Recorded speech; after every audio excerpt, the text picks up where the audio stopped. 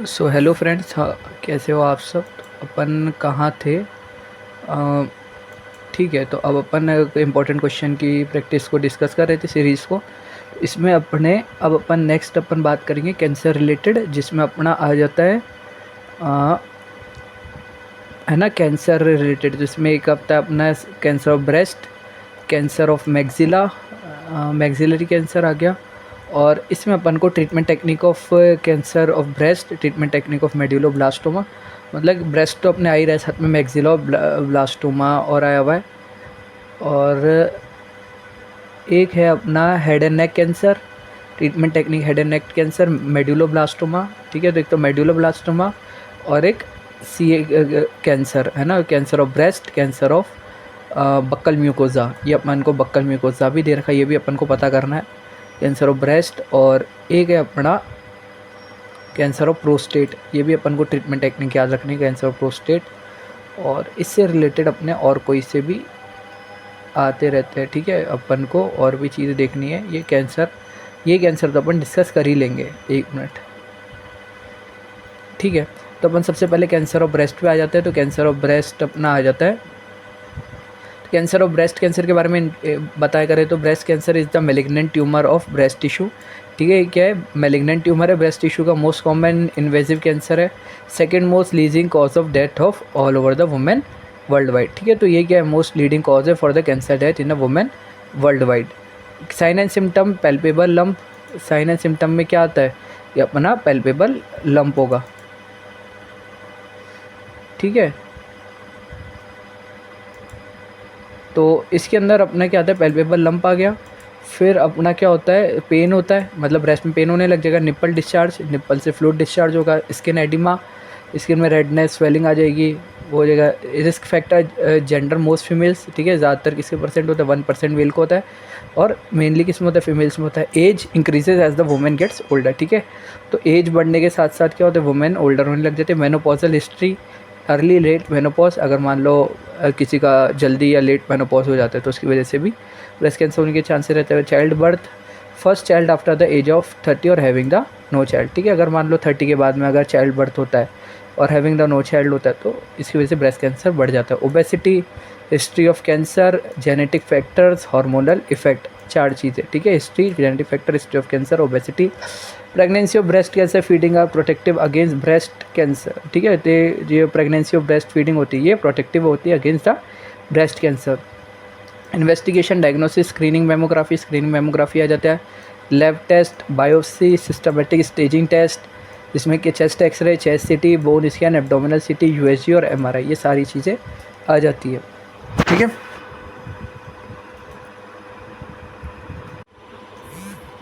ठीक है, तो कहाँ थे हम आ गए थे सर्जरी के ऊपर, नहीं सॉरी, अपन आ गए थे स्टेजिंग के ऊपर कि ब्रेस्ट कैंसर की स्टेजिंग क्या क्या होती है। तो सबसे पहले इसमें 4 स्टेज में फैलता है, स्टेज 0, स्टेज 1, स्टेज 2, स्टेज 3। तो स्टेज 0 में जो ट्यूमर होता है वो कैसा होता है, अपनी बेनिंग फॉर्म में होता है, और क्या होता है, नॉन इन्वेसिव, मतलब ये क्या, बॉडी के अदर पार्ट्स में नहीं फैलता, कोई अपन को नोट्स नहीं दिखता और कोई मेटास्टेसिस नहीं दिखता। स्टेज 1 के अंदर क्या है, अपन को इन्वेसिव ट्यूमर दिखता है और ट्यूमर का साइज़ क्या होता है, ग्रेटर देन 20 mm होता है। ठीक है, और ये कैसे नोट्स इसके अंदर एब्सेंट होता है, मेटास्टेसिस में एब्सेंट होता है। स्टेज 2 में क्या होता है, इन्वेसिव ट्यूमर आ जाता है, T2, और ट्यूमर साइज़ अपना ग्रेटर देन होता है 50 mm का। इसमें जो नोड्स होता है वो 1 से 3 एक्सिलरी लिम्फ नोड बनने लग जाते हैं, और इसको अपन N1 स्टेज कहती है। ठीक है, एक्सिलरी लिम्फ नोड अगर 1 से 3 बन रहा है तो N1, और मेटास्टेसिस नहीं होता। स्टेज 3 ट्यूमर, इन्वेसिव ट्यूमर, अगर tumour size greater than 50 mm हो जाए, और नोड्स इसमें N2 की स्टेज पे, और 4 से 9 axillary lymph node plus internal memory lymph node. ठीक है, एक तो 4 से 9 एक्सिलरी लिम्फ नोड हो जाते हैं और इंटरनल मेमोरी लिम्फ नोड हो जाता है, मतलब मेमोरीज ग्लैंड के अंदर भी लिम्फ नोड हो जाता है, और एक्सिला मतलब अपनी जो एक्सिलरी आर्म पिट है उसके अंदर भी 4 से 9 लिम्फ नोड हो जाता है। मेटास्टेसिस में नहीं होता। स्टेज 4 में ट्यूमर क्या होता है, अंदर चेस्ट वॉल में, स्किन में, और चेस्ट वॉल और स्किन के अंदर ग्रोथ करने लग जाता है। इसको बोलते हैं इन्फ्लेमेटरी ब्रेस्ट कैंसर। और ये क्या होता है, 10 एक्सिलरी लिम्फ नोड और सुप्राक्लेविकुलर लिम्फ नोड प्रेजेंट होता है, ये होता है N3 वाली स्टेज। ठीक है, जिसके अंदर 10 लिम्फनरी लिम्फ नोड, और ये मेटास्टेसिस इसके अंदर होने लगता है, मतलब बॉडी के और पार्ट्स में भी फैल जाता है। फिर ऐसे treatment surgery, radiation therapy, chemotherapy, hormone therapy, target therapy, bone, ठीक है। तो इन सभी से अपन कर सकते हैं। अपन देख लेते हैं, ठीक है। तो इसमें अपना आता है, ये तो अपने आपको पता है कि भाई ultrasound, MRI, CT scan, biopsy वगैरह कर सकते हैं। तो इसमें क्या आता है, सर्जरी इफ़ेक्टिव है ना, अगर सर्जरी मतलब बाकी पार्ट्स में नहीं पहुंची हुई तब अपन सर्जरी कर सकते हैं।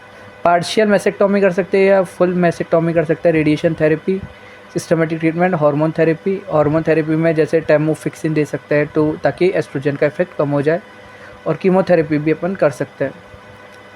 और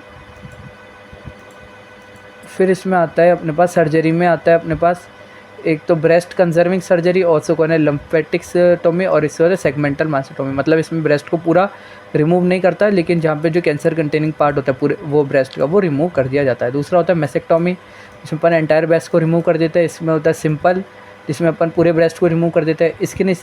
स्किन स्पेरिंग मेसेक्टोमी, जिसमें अपन निपल और अरियलोर का भी रिमूव करते हैं। और मॉडिफाइड रेडियल, इसके अंदर ब्रेस्ट और एक्सिलरी लिम्फ नोड को रिमूव कर देते हैं। और दूसरा और फोर्थ होता है रेडिकल, जिसमें अपन क्या बोलते हैं, HRM प्लस पेक्टोरल मसल्स, ठीक है। तो पेक्टोरल मसल्स और HRM को भी क्या कर देते हैं, रिमूव कर देते हैं।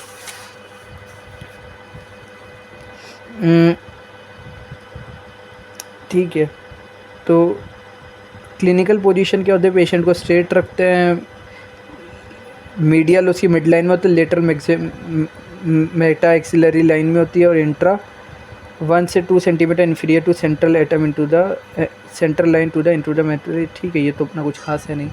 हाँ, एक अपना कीमोथेरेपी में आ जाता है। कीमोथेरेपी में अपने 3 टाइप की आती है, इंट्रावीनस, ओरल कीमोथेरेपी और इलेक्ट्रो कीमोथेरेपी, ठीक है। अपने 3 टाइप की थेरेपी होती है, इंट्रावीनस, ओरल कीमोथेरेपी और इलेक्ट्रो कीमोथेरेपी। ड्रग यूज इसमें डॉक्सोरुबिसिन, फ्लोरोयूरेसिल और मेथोट्रेक्सिएट होता है, ठीक है। तो ये अपनी कीमोथेरेपी में काम में आता है। तो कीमोथेरेपी में देख लेते हैं, इसके अंदर क्या होता है, कीमोथेरेपी ड्रग्स या फिर अपन पिल्स या इंजेक्ट करते हैं सीधा वेन में करते हैं, जब वुमेन हो अपने ज़्यादा ब्रेस्ट ट्यूमर के साथ हो, जिसको अपन न्यू वेजेंट कीमोथेरेपी भी बोलते हैं। अगर बिफोर सर्जरी देते हैं और आफ्टर द सर्जरी देते हैं तो उसे एडजुवेंट की कीमोथेरेपी देते हैं, ठीक है। कीमोथेरेपी अपन तभी देते हैं जब कैंसर बाकी पार्ट्स में भी पहुँच जाए। फिर आता है रेडिएशन थेरेपी। रेडिएशन थेरेपी में आता है EBRT एक्सटर्नल बीम रेडियोथेरेपी, और दूसरा होता है ब्रैकीथेरेपी। ब्रैकीथेरेपी को अपन यूज़ करते हैं आफ्टर लम्पेक्टोमी, मतलब एक पार्ट को रिमूव करने के बाद क्या करते हैं अपन, लम्पेक्टोमी मतलब यूज़ करते हैं। इसमें 2 चीज़ आती है, इंटरस्टिशियल और इंटरकैविटी ब्रैकीथेरेपी। इसमें हाई डोज रेट ब्रैकीथेरेपी देता है, इसमें 34 ग्रे को अपन 10 फ्रैक्शन में देते हैं। पोजीशन अपन क्या एक्सटर्नल बीम रेडियोथेरेपी में इस सुपाइनिया पोजीशन में रखते हैं। आर्म्स को अपन एबडक्टेड करते हैं, मतलब बाहर की तरफ कर देते हैं, और एक्सटर्नली रोटेट करते हैं to 90 degree to 120 degree. Immobilisation, breast board इसमें यूज़ करते हैं इमोबिलाइजेशन करने के लिए, ताकि ब्रेस्ट बोर्ड क्या है, एक तो चेस्ट वॉल की सरफेस को हॉरिजॉन्टल रखे और आर्म्स को बाहर निकाल दे टू द लेटरल व्यू, और थर्मोप्लास्टिक ब्रेस्ट सपोर्ट अपन ऐड कर देते हैं। Simulation, CT simulator, image transfer to TPS, target volume delineation. तो अपन टारगेट वॉल्यूम डिलिनिएशन करते हैं, तो after BCAT whole breast radiotherapy plus lumpectomy boost regional nodes, ठीक है। ये रीजनल नोड्स में होल ब्रेस्ट की रेडियोथेरेपी करते हैं प्लस लिम्फेक्टोमी पे बूस्ट कर देते हैं। After mastectomy chest wall plus mastectomy square, ठीक है। तो जहाँ पे स्क्वायर का करा हुआ प्लस रीजनल नोड, तो ये क्या करते हैं अपन, मतलब ऐसे एरिया बना देते हैं जिसमें अपन को क्या है, मतलब कहाँ अपन डोज दे रहे हैं तो उसका अपन एरिया बना देता है, ठीक है। तो इसमें यहाँ डोज देते हैं और इसमें इधर डोज देता है। कन्वेंशनल ट्रीटमेंट टेक्निक, अब इसमें होता है अपने 2 टाइप से कन्वेंशनल ट्रीटमेंट टेक्निक होती है, एक होती है टेंजेंशियल, एक होती है एक्सिलरी।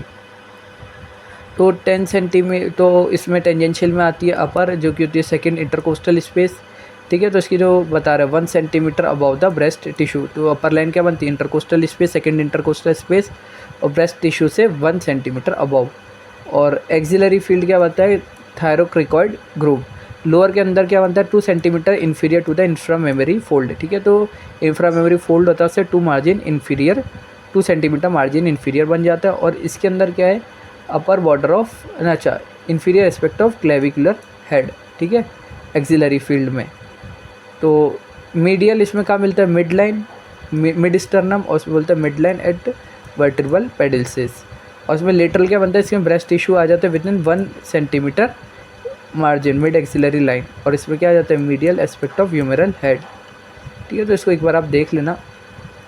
ट्रीटमेंट प्लानिंग इसके अंदर क्या आता है, wedge filter, bolus, tissue compensator. Dose fraction 50 gray की अपन डोज देते हैं 25 फ्रैक्शन में 5 वीक तक। पोस्ट मेसेक्टोमी, लम्फेक्टोमी, ठीक है, तो अपन सर्जरी के बाद में ये डोज के देते हैं। बूस्ट आफ्टर बीसी और मेसेक्टोमी 10 to 20 grey. Plan evaluation, treatment Q है, ट्रीटमेंट डिलीवरी देते हैं। Brachytherapy high dose rate 34 grey over 5 to 7 days और विद इंटरफ्रैक्शन इंटरवल ऑफ 6 hours और मोर। और 3DC आती है 38.5 ग्रे अपन 10 ग्रे के 10 fraction with 5 to 7 days with an interfraction interval of 6 hour और मोर, ठीक है। तो एक तो इसमें ये हो गया, और एक अपन इसमें ये और पढ़ लेते हैं कि ब्रैकीथेरेपी में सर्जरी तो अपन ने बता ही दिया, रेडिएशन थेरेपी बता ही दिया, ठीक है। 5 days और लगभग 4 से 6 हफ्ते तक चल देती है। अच्छा, साइड इफ़ेक्ट क्या हो सकते हैं ब्रेस्ट कैंसर ट्रीटमेंट के, इसमें रेडिएशन थेरेपी, कीमोथेरेपी के, fatigue, headache, mouth sores, hair loss, peripheral neuropathy, lymphoedema, lymphatic system में swelling, vaginal dryness, osteoporosis, loss of appetite, nausea, vomiting, anaemia, unusual bleeding, unexplained weight loss, changing bowel movement, changing bladder function. Follow up plan क्या है, periodic physical checkup करवाना है, cancer recurrence की monitoring करना है, health problem का management करना है। पेशेंट को अपन को क्या करना है, plenty of liquid, less spice, मतलब एक्सरसाइज वगैरह करे, फ्रूट वगैरह खाए, अल्कोहल नहीं ले, स्मोकिंग टबैको वगैरह नहीं करे, ये सब चीज़ें, breathing, meditation, vitamin rich food. Care of breast cancer patient, physical support, palliative care, ठीक है, physical support, antinausea medicine, mental emotional support कि भाई अपन एनेक्शियल स्ट्रेस वगैरह फील कर सकता है काउंसलिंग, मेडिटेशन में, और मोटिवेशन, ठीक है। ये सब चीज़ें अपने ब्रेस्ट कैंसर में काम में आती है। तो यहाँ पर आ गए थे। अच्छा, एक अपने आ रहा था कि जो ब्रेस्ट है उसके अंदर अपन को क्या है, एक तो डाइवर्जेंस ऑफ द बीम, मतलब अगर क्या हो रहा है, बीम डाइवर्जेंस हो रहा है तो उसकी वजह से क्या बन जाएंगे, तो हॉट स्पॉट बन जाएंगे, ठीक है। तो जो हॉट स्पॉट बनेंगे, अगर अपन बीम डाइवर्जेंस की वजह से अगर जो हॉट स्पॉट बनता है,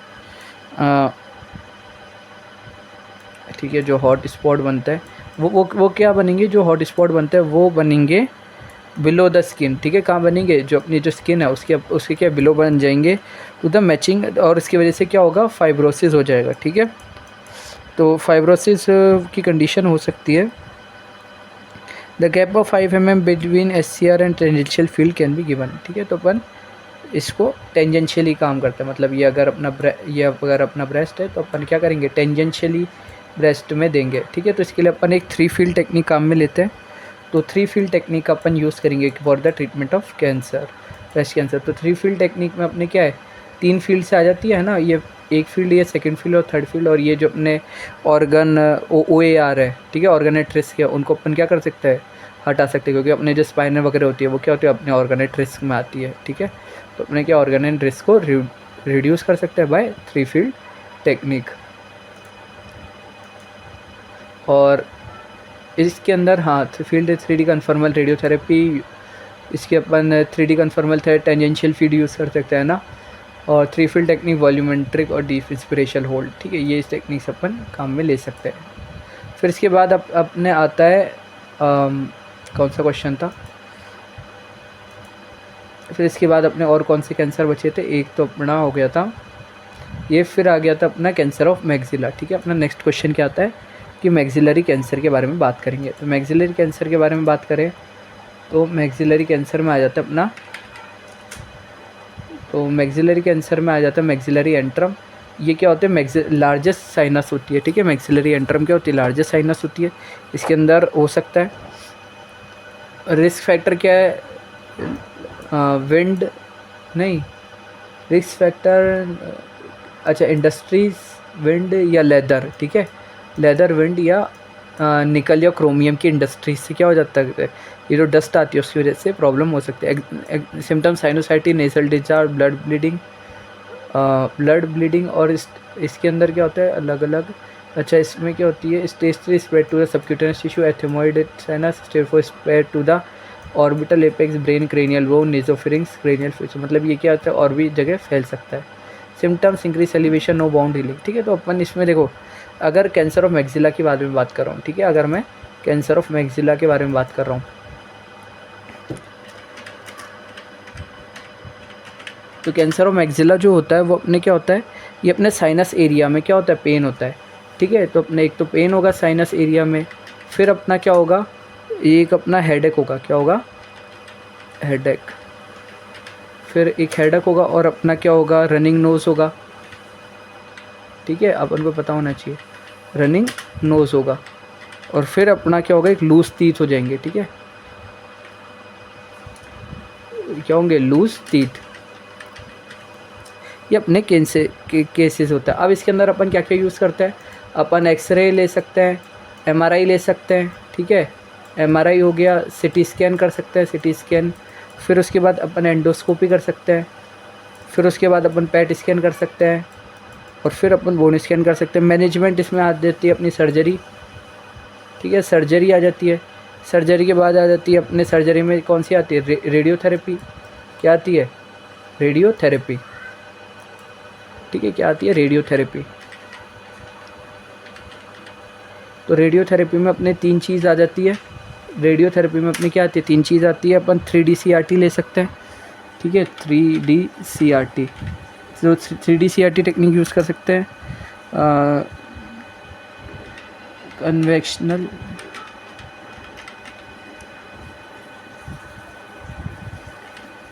जो कन्वेक्शनल रेडियोथेरेपी होती है वो काम में ले सकते हैं, और एक IMRT भी काम में ले सकते हैं, ठीक है। तो इसमें अपन क्या करते हैं, ये एक तो अपन सर्जरी, ज़्यादातर अपन क्या करते हैं,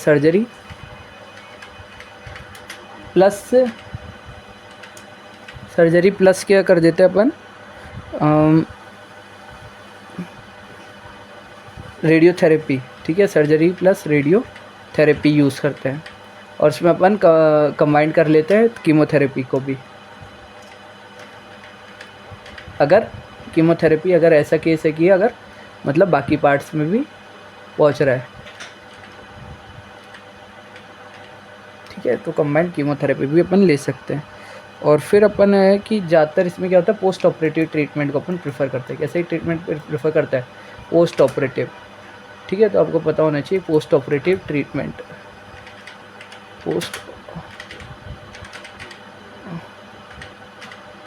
पोस्ट ऑपरेटिव ट्रीटमेंट को लेता है।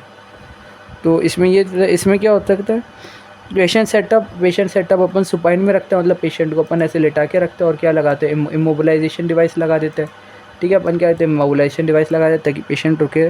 टेक्निक इसमें 3 फील्ड टेक्निक यूज़ कर सकते हैं। कौन सी फील्ड टेक्निक यूज़ कर सकते हैं, 3 फील्ड टेक्निक। इसमें फील्ड मार्जिन अपने 3 टाइप की होती है, एंटीरियर, पोस्टीरियर और लेटरल, ठीक है, तो अपनी 3 टाइप की फील्ड मार्जिन होती है। और 3 फील्ड टेक्निक के अंदर जो सुपाइन है ना, जो सुपाइन को क्या, डिप्रेस टंग, मतलब टंग को डिप्रेस करके अपन सुपाइन पोजीशन लेते हैं। एक एंटीरियर और 2 लेटरल लेते हैं, ठीक है, मतलब एक तो एंटीरियर, दूसरी लेटरल और तीसरा supine condition. Wedge technique, radiation dose अपनी क्या जाती है, अगर प्री वाली कंडीशन है, प्री ऑपरेटिव वाली कंडीशन है, तो प्री ऑपरेटिव वाली कंडीशन में जो रेडिएशन डोज जाती है कैंसर ऑफ मैक्सिलरी कैंसर, कितनी जाती है, 45 to 50, ठीक है, वो कितनी जाती है, 45 to 50। और ये फ्रैक्शन जाती है लगभग 5 फ्रैक्शंस में। अगर अपन पोस्ट ऑपरेटिव की बात करें, ठीक है, अगर अपन किसकी बात करें, पोस्ट ऑपरेटिव की, तो पोस्ट ऑपरेटिव में अपने जाती है लगभग 55 से 60 ग्रे। कितनी जाती है, 55 से 60 ग्रे,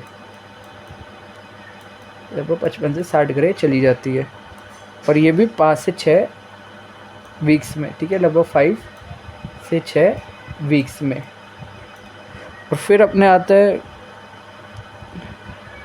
तो इसमें अपन क्या है, इसमें अपन एडवाइस करते हैं कि जो रेटिना और ऑप्टिक नर्व है उसको अपन बचा सके, है ना, क्योंकि क्या होता है, अगर मान लो ये कैंसर है और मान लो ये यहाँ पे मैक्सिलरी कैंसर है, तो अपन ने क्या करा, यहाँ से अपन ट्रीटमेंट देने लगे, यहाँ पर क्या अपने आई की ऑरिफिक आ जाती है। तो इसकी वजह से क्या करते हैं अपन को, ये अपन एडवाइस करते हैं कि ये आई के ऑर्बिट को अपन रिमूव कर सके। ऑर्गन ऑफ रिस्क अपना सबसे पहले आई लेंस होता है, दूसरा लैक्राइमल नोड्स होते हैं, तीसरा ऑप्टिक नर्व, यहाँ से जो ऑप्टिक नर्व जारी होती है वो ऑप्टिक नर्व होती है, और ब्रेन स्टेम होती है, ठीक है, ब्रेन स्टेम जारी होती है, और स्पाइनल कॉर्ड होती है, यहाँ पे जो स्पाइनल कॉर्ड होती है पीछे, वो भी अपने ऑर्गन ऑफ रिस्क पे कहलाती है। तो लेंस में देखो अलग अलग अपने लिख रखी है। तो जो अगर लेंस के बारे में बात करें, तो लेंस को देखें तो अपना जो लेंस है, तो लेंस पे अपनी जो रेट है वो अपनी कैसी होनी चाहिए, लेस देन 10 ग्रे होनी चाहिए, ठीक है। और अगर अपन लैक्रिमल ग्लैंड के बारे में बात करें, तो लैक्रिमल के अंदर अपनी होती है लेस देन 30 to 40, ठीक है, लगभग लेस देन 30 to 40 ग्रे होती है। फिर अपने ब्रेन के बारे में बात करें, ठीक है, अगर अपन ब्रेन के बारे में बात करें तो ब्रेन में कितनी होती है अपने पास, लेस देन 60 ग्रे, ठीक है, क्या होती है, लेस देन 60 ग्रे। अगर अपन इसके नीचे किसके बारे में बात करें, मैंडिबल का भी सेम ही है ना, मैंडिबल का भी क्या है, सेम ही है, लेस देन 60 ग्रे, 60 ग्रे, ठीक है। फिर उसके बाद में आता है अपने पास रेटिना, रेटिना में आ जाता है अपने पास लेस देन 45। फिर आ जाता है अपने पास रेटिना में लेस देन 45 आ गया। फिर एक ऑप्टिक नर्व, फिर ऑप्टिक नर्व में आ जाता है अपने पास लेस देन 54, ठीक है। तो ये चीज़ें अपने आ जाती है, ठीक है। तो अपना कैंसर ऑफ ईसोफेगस भी हो गया। तो कहाँ थे हम, ये हमारा मैक्सिलरी कैंसर हो गया था। तो अब अपना नेक्स्ट अपना टॉपिक आ जाता है अपने पास, ये वाला तो हो गया था, इसके अंदर तो अपने कहाँ से नहीं, ठीक है, कार्सिनोमा ब्रेस्ट का अपन ने कर लिया था, ट्रीटमेंट टेक्निक्स अपन ने देख ली थी। एक इसके अंदर वो भी थी, हॉकी स्टिक टेक्निक भी होता है, ठीक है। तो हॉकी स्टिक टेक्निक को भी आपको पता होना चाहिए, ठीक है। तो इसके अंदर हॉकी स्टिक टेक्निक का भी इस्तेमाल करते हैं। और ये तो हो गया था अपना। अब फिर आता है अपने पास साइबर नाइफ, नहीं ये तो हो गया था ब्राइकोथेरेपी। फिर अपने पास आता है craniospinal field, cancer of maxilla breast, ये दोनों हो गए थे। फिर इसके बाद आता है अपने पास मेडुलोब्लास्टोमा, ठीक है। अपने पास क्या आता है, 3 फील्ड कैंसर टेक्निक अपन ने बात कर ली थी, और मेडुलोब्लास्टोमा ये अपना टॉपिक आता है। तो मेडुलोब्लास्टोमा के बारे में बात करूँ तो मेडुलोब्लास्टोमा क्या होता है, मेडुलोब्लास्टोमा के बारे में बात करें तो इंट्रोडक्शन, जिसमें मेडुला होता है कॉर्टेक्स, ब्लास्टो होता है जर्म, और ओमा मतलब ट्यूमर, ठीक है। तो क्या होती है, ये most commonly primary malignant brain tumour है, ठीक है। तो क्या होता है, मेडुलरी कॉर्टेक्स में क्या होता है, ये अपने ट्यूमर हो जाता है, ठीक है। ब्रेन ट्यूमर में मैलिग्नेंट है, मतलब ये क्या होता है, कॉमन है, और क्या हो सकता है, ये बॉडी में फैलता है। Origin, it is originate from the cerebellum vermis और पोस्टीरियर फोसा, ठीक है। तो कहाँ से ओरिजिनेट होता है, ये होता है सेरिबेलम वर्मिस और पोस्टीरियर फोसा। ये अराइज होता है सेरिबेलम में, प्रोजेक्ट इनटू फोर्थ वेंट्रिकल, ठीक है। तो सेरिबेलम में ये अराइज होता है और प्रोजेक्ट होता है फोर्थ वेंट्रिकल में। साइन एंड सिम्टम्स क्या है, headache, vomiting, visual defects, drowsiness, mental retardation, ठीक है। तो ये 5 सिम्टम्स आ जाते हैं, जिसमें अपना दिमाग में हेडेक हो जाता है, वॉमिटिंग आने लग जाती है, विजुअल डिफेक्ट मतलब दिखना कम हो जाता है, ड्राउजीनेस, थकान वगैरह, मेंटल रिटार्डेशन। इन्वेस्टिगेशन क्या है, स्कल रेडियोग्राफ, अपन स्कल रेडियोग्राफ लेते हैं, ईईजी, इलेक्ट्रोएंसेफेलोग्राफ लेते हैं, लंबर स्पाइन पंचर, ठीक है। अगर लंबर स्पाइन पंचर करता है तो CFA एग्जाम नहीं करना है। CT scan, MRI scan. Stage पहला होता है ट्यूमर, स्टेज 0 में क्या होता है, लेस देन 3 सेंटीमीटर डायमीटर में, no metastasis, limited to the vermis, मतलब फोर्थ वेंट्रिकल की रूट तक ही प्रेजेंट होता है। और माइक्रोस्कोपिक ट्यूमर होता है जो कि फाउंड होता है CSF में। स्टेज 2 में जो ट्यूमर होता है और ग्रेटर देन 3 सेंटीमीटर डायमीटर में हो जाता है और पार्शियली फिल्डिंग होता है फोर्थ वेंट्रिकल में। स्टेज 3 में जो ट्यूमर होता है वो ग्रेटर देन 3 सेंटीमीटर होता है डायमीटर में। 3A के अंदर क्या होता है, पोस्टीरियर फोसा को इन्वेड करता है, और 3B के अंदर क्या करता है, फोर्थ वेंट्रिकल को कम्प्लीटली फिल करता है, invade hold fourth ventricle. Stage 4 के अंदर ट्यूमर सेल्स होते हैं, वो मिलते हैं थर्ड वेंट्रिकल और सिस्टेमा मैग्ना में, ठीक है।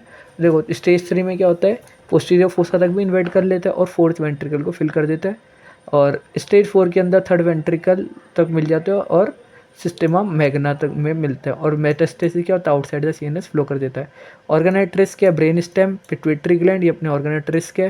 Retina, lacrimal gland, lens, cochlea. Treatment में अपन 3 तरीके से कर सकते हैं, सर्जरी, रेडियोथेरेपी, कीमोथेरेपी। तो सर्जरी के देखें तो सर्जरी फर्स्ट स्टेप है चॉइस ट्रीटमेंट का। इसके अंदर अपन क्या करते हैं, रिमूव कर देते हैं या रिड्यूस कर देते हैं ट्यूमर बल को जितना पॉसिबल है, और इसकी वजह से लोकल प्रेशर इफेक्ट को रिलीफ मिल जाता है। सर्जरी को अपन क्लासीफाई करते हैं, अगर ग्रेटर देन 90 है तो टोटल या नियर टोटल कर लेते हैं, अगर 51 से 90 है तो सब total resection, 11 to 50 partial resection, और लेस देन 10 बायोप्सी। कॉम्प्लिकेशन क्या हो सकता है, ब्रेन में एडिमा हो सकता है, फ्लूइड बढ़ सकता है, हेमेटोमा, ब्लड बढ़ सकता है, एसेप्टिक मेनिंजाइटिस, ठीक है। तो वो इन्फेक्शन से cervical instability, posterior fossa syndrome. Advantage, longer recurrence of larger delay between recurrence, ठीक है। क्या हो सकता है, ये क्या होता है, मतलब जो बीच का जो टाइम है वो क्या हो जाता है, डिले, मतलब अपन, मतलब ये जो ट्यूमर है इसको अपन क्या, इसके इफेक्ट को डिले कर सकते हैं जितना पॉसिबल है। रिस्टोर नेचुरल CSF पाथवे, और CSF जो सेरेब्रोस्पाइनल फ्लूइड है उसके पाथवे को रिस्टोर करा सकते हैं। रेडियोथेरेपी क्या होता है, plays a central role in treatment of medulloblastoma. ठीक है, तो ये मेडुलोब्लास्टोमा सेंट्रल रोल प्ले करती है। Craniospinal irradiation CSI technique is used in radiotherapy treatment of medulloblastoma. ठीक है, तो मेडुलोब्लास्टोमा को ट्रीट करने के लिए क्या चाहिए, क्रेनियोस्पाइनल इरेडिएशन टेक्निक चाहिए। ऑब्जेक्टिव क्या होता है, to treat microsphere cancer cell residual tumour with the cost of reducing its size and stopping its progression. ठीक है, तो इसका ऑब्जेक्ट क्या होता है, जो माइक्रोस्फीयर कैंसर सेल्स होते हैं, जो रेसिडुअल कैंसर सेल्स होते हैं, उसको अपन क्या कर सकते हैं, ट्रीट कर सकते हैं with the help of reducing its size and stopping its progression. Radiation field में दो टाइप के होते हैं, क्रेनियल फील्ड, एक स्पाइनल फील्ड। क्रेनियल फील्ड को अपन या फेज़ 1 और फेज़ 2 में क्या कर सकते हैं, फेज़ 1 के अंदर 3600 क्यूरी ग्रे के हिसाब से 20 फ्रैक्शन में आ जाती है, फेज़ 2 के अंदर 200 क्यूरी ग्रे के हिसाब से 10 फ्रैक्शन में आ जाते हैं। स्पाइनल फील्ड के अंदर अपन अब तो 35 सेंटीमीटर प्राइमरी फील्ड में और greater than 35 centimetre second field में अपन दे सकते हैं। टोटल डोज लगभग क्रेनियल फील्ड के अंदर 5600 क्यूरी ग्रे होती है, और इसके अंदर 2000 से 3000 ग्रे होती है in 10 fraction. Craniospinal irradiation technique, craniospinal irradiation technique है, क्रेनियोस्पाइनल इरेडिएशन काफ़ी कॉम्प्लेक्स प्रोसेस है। टारगेट वॉल्यूम इसमें क्या है, एंटायर ब्रेन को कर देता है, या फिर इसकी मेनिंजेस कवरिंग, मतलब जो ऐसी कवरिंग जो CSF को कवरिंग करी हुई है। ठीक है, तो वो अपना टारगेट होता है, स्पाइनल कॉर्ड होता है, या leptomeninges with CSF, posterior fossa boost. ठीक है, या तो पोस्टीरियर फोसा बूस्ट। एनर्जी 4 से 6 मेगावोल्ट लेना को कोबाल 60, पोर्टल होल ब्रेन, दो पैरेलल अपोजिट लेटरल फील्ड, अगर होल ब्रेन है तो पैरेलल अपोजिट फील्ड लेते हैं, और स्पाइन तो डायरेक्ट पोस्टीरियर फील्ड भी लेते हैं। Scheduling for radiotherapy, scheduling radiotherapy का क्या है, जिसमें स्टार्ट टाइम क्या है, with in 20 days follow radio surgery. ठीक है, तो इसके अंदर क्या है, स्टार्टिंग टाइम क्या होता है, सर्जरी के बाद क्या होता है, मतलब सर्जरी के साथ क्या होता है, 28 डेज़ के अंदर अपन करते हैं। ड्यूरेशन ऑफ ट्रीटमेंट 45 से 47 डेज़ का होता है। क्रेनियोस्पाइनल जंक्शन डेवलप हॉट स्पॉट। ठीक है, अगर अपन क्रेनियोस्पाइनल जंक्शन करें तो इसकी वजह से क्या होगा, हॉट स्पॉट्स डेवलप हो सकते हैं। तो ये हॉट स्पॉट की वजह से, हॉट स्पॉट को रोकने के लिए अपन एसिमेट्रिक जॉस, एक काउच रोटेशन दोनों ही अपन कर सकते हैं। ठीक है, इफेक्टिव ट्रीटमेंट क्या है, प्रोटोन थेरेपी या टोमोथेरेपी। रेडिएशन टॉक्सिसिटी, अगर एक्यूट टॉक्सिसिटी है तो नौसिया, वॉमिटिंग, फेटिक, हेडेक, डाउजीनेस, थकान वगैरह होना, दिमाग में दर्द, vomiting, neutropenia, thrombocytopenia, mild डर्माइटिस, mucositis और ईसोफेजाइटिस। मतलब ये क्या हो सकता है, इन्फेक्शन होने से हो सकता है। ठीक है, म्यूकस मेम्ब्रेन में अपने म्यूकोजाल ग्लैंड में अपने वो हो गई, इन्फेक्शन हो गया, ईसोफेगस में हो गया, स्किन के अंदर अपनी इन्फेक्शन हो गया। क्रोनिक क्या है कि इसके अंदर myelitis, necrosis, cataract formation, retinal retinopathy, optic न्यूरोटाइटिस।